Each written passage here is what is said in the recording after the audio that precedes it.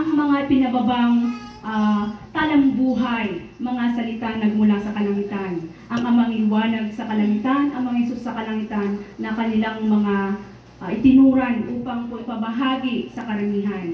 Ganon din po sa mga nanunood sa maliit na bagay, nawa po ay atin pong isiwalat din ang ating narinig.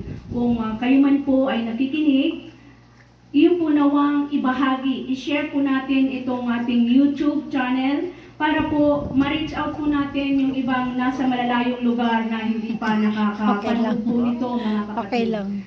Ang aking pong ibabahagi ngayon ay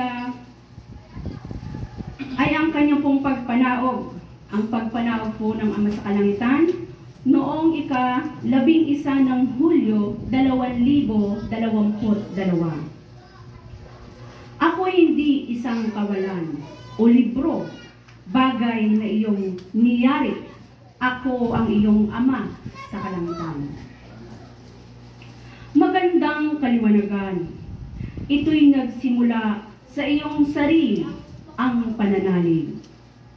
At ang paniniwala, ikaw ay higit kong tungkod, ngunit gaya nga ng aking tinuran, ang lahat ay mayroong hangganan. Ang aking tinuran at tinuran pang muli, at muli ay iyong pakatatandaan, sapagkat ang lahat ay mawawala liban sa iyong inilathala, gaya ng ating Ama sa kalangitan. Ika'y kailanman ay hindi mawawala sa puso ng nananalig, nananampalataya ng lubos. Ikaw ay mahina na nagsilbing kalakasan na nakararami iyong itura ng katotohanan na iyong natagpuan, pagkat ang lahat ang siyang nasa huli ay mananatili sa huli. Ikaw din ang siyang nasa huli, ang paparoon sa ikauna, upang sa iyong haharapin na pagsubok, ang iyong sandata, ang iyong hahawakan. Hindi maaaring ang nariyan na nariyan lamang, sapagkat ito rin ay mawawala. At ikaw rin ay magsisilbing sandata sa henerasyon pang darating. Anak, ang tahanang ito ang magsisilbing bahay dalanginan. Ang tahanang iyong nasisilayan, at ang tahanan na iyong pangangailangan, at ang tahanan ng iyong magsisilbing kaligtasan. Ikaw ang guguhit sa libro ng iyong buhay. Darating din at ito'y iyong muling bubuklatin. Ituran sa kanila ang kapatawaran na katotohanan,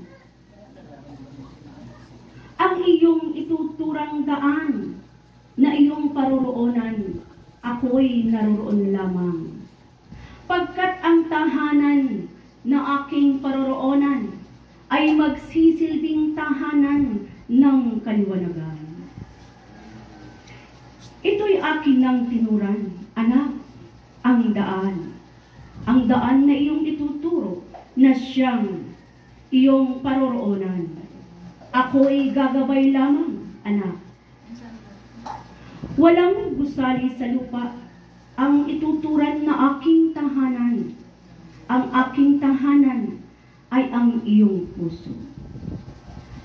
At katauhan, huwag silayin ang magulong daan.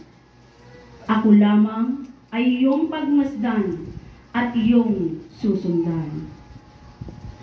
Ikaw na ay muling tatayo, anak, sapagkat ikaw na ay malaya muli mula sa kasalanan. Tanggapin mo ang kapatawaran at muli mong masisilayan ang kabutihan. Aking nasilayan ang iyong tinahak na maling daan. Naway sa katotohanan na aking itinuro sa iyo, ito'y huwag tatalikuran. Sapagkat ang iyong kagalingan ay iyon ang matatanggap. Ako'y hindi isang kawalan o isang libro. Ako ay hindi isang bagay na iyong niyari. Ako ang iyong ama na nasa kalangitan, na siyang sa iyo'y nakagabay lamang. Ang iyong kasalanan ay ang dilubyo ng karamihan. Ngunit ang iyong kabutihan ay ang kanilang kaligtasan at kagalingan. Paalam. Aking pong muling ipagpapatuloy sa buhay pumanawag noong ika-18 ng Hulyo 2022. Ang kanya pong tema nito ay, ano ang mas higit? Ang tubig na buhay? Itaas at ibuhos sa iyong mga paa. Magandang kaliwanagan, ako'y magtuturang muli. Mga salita, muli mong ituturan. Ikaw ay binigyang buhay, binigyan ng buhay lamang, upang patawarin muli, upang magkasalang muli. Ikaw ay isang hinirang at hinirang muli, upang gampanan muli ang ipagkaloob ng muli ng aking ituturan. Ikaw ay pagkakalooban ng kalakasan, ngunit upang gawin ba ang kasalanan at yaon ba, anak, ang iyong gagampanan? Mayroong paghahangad ng mataas sa kanilang kayamanan. Ang isa ay nagturan. Ako'y may malawak na lupain, at ang isa'y nagturan, na ako'y mayroong tahanang higit na siyang itinayo. At ang isa'y nagturan, ako ay may kayamanan na makinang. Iyaon ang kanilang itinuran. Anak, sino ang higit na mataas sa kanilang itinuran? Ngunit ikaw ang higit, anak, sapagkat ang iyong kayamanan ay hindi matutumbasan. Iyumang ang kinin, ang lupain, ito'y mawawala. Iyumang matagpuan ang lahat ng makinang na kayamanan na nakabaon, na siyang ibinaon sa lupa, ito'y mawawala. Iyumang itayo ang malalaking gusali sa lupa, ito'y mawawala. Ngunit ang kayamanan ng kabutihan ng iyong puso at ng iyong pananalig, ang kayamanan ng mga salita ay kailanman ay hindi mawawala.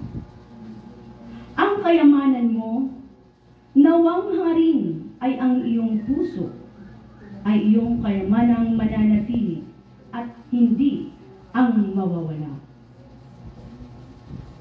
Patawarin nawa ang lahat ng siyang nagkasala. Napakabuti, napakapalad sapagkat ang aking boses, lahat kayo na siyang narito, lahat ng nakikinig, at ang tatanggap sa mga banal na salita, ay siyang aking pagpapalain. Anak, gumising ka at tanggapin ang liwanag. Yakapin mo ang mga salitang aking iniwan. Batid ninyo sa inyong sarili kung ano ang marapat na gawin bilang anak ng Ama sa langit. Lubos kong ikinagagalak na masilayan na kayo ay siya pa rin mananatili. Sa pagbabahagi sa tunay na lumikha, sa pagbabahagi ng mga banal na salita na siyang aking itinuran sa aking mga anak. Aking anak, marami man ang mga naririnig na hindi mabuting salita, ito'y huwag papansinin. Sapagkat marami man sa inyong paningin, ika'y